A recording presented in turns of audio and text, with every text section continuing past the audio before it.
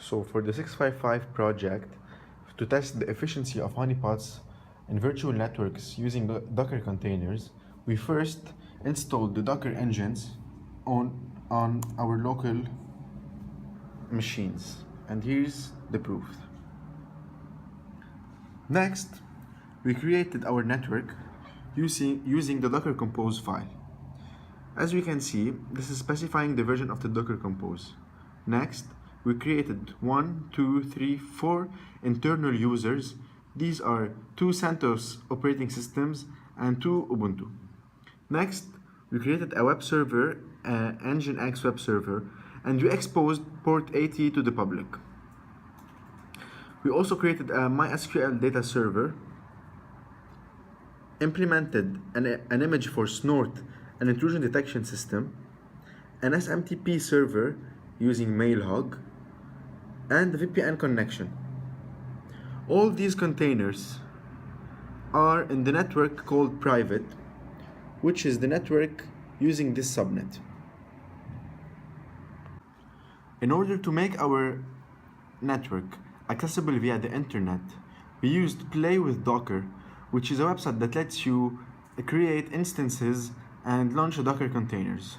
So first we create our instance created. We then get the Docker file that you created and uploaded to a personal server. This Docker file will create all our network using images in Docker. Next, we fire. Here's a proof of the Docker Compose file, and then we fire the command to execute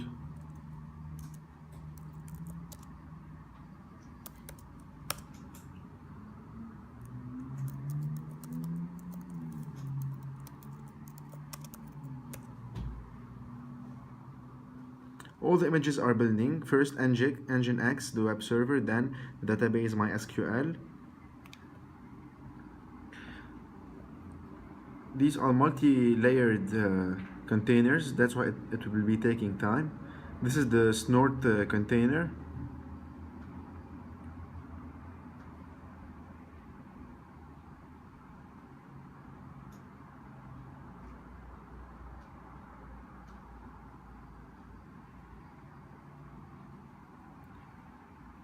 This is the Mailhog, the SMTP server, the Ubuntu images,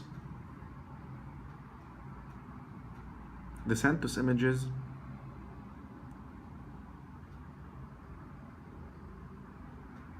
and all the images were successfully created.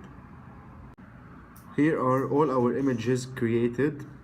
As you can see, we have the MySQL database, we have the 2 CentOS, the 2 Ubuntu, the Nginx, the snort, and the Mailhog.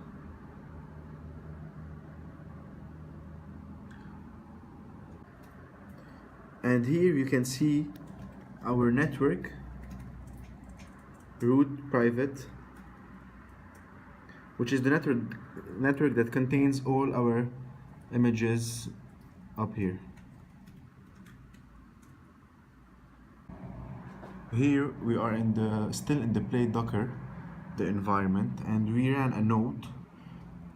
And next we're gonna fire our canary tokens, which is a breadcrumbs creator, to create honeypot credentials on the network. So we fire a bash inside the Docker container, and as we can see, we have here all the files, the Python scripts to automatically create breadcrumbs. In this case, we already pre-configured the image to create a PDF breadcrumb. As you can see, the hacker on the other computer downloaded the breadcrumb, and when he opens it, it's an empty file, and we can see an alert that is coming. Here's the time on the PC saying from which IP, the opened file, which is called important data. It's a PDF, and here's the token for this breadcrumb. Here we are running a high interaction SMTP server, mail server, on port 25. This high interaction honeypot would be able to log every command done. As you can see, we will telnet to this same server on the same port using this username, and as you can see, we got a reply from the high interaction honeypot.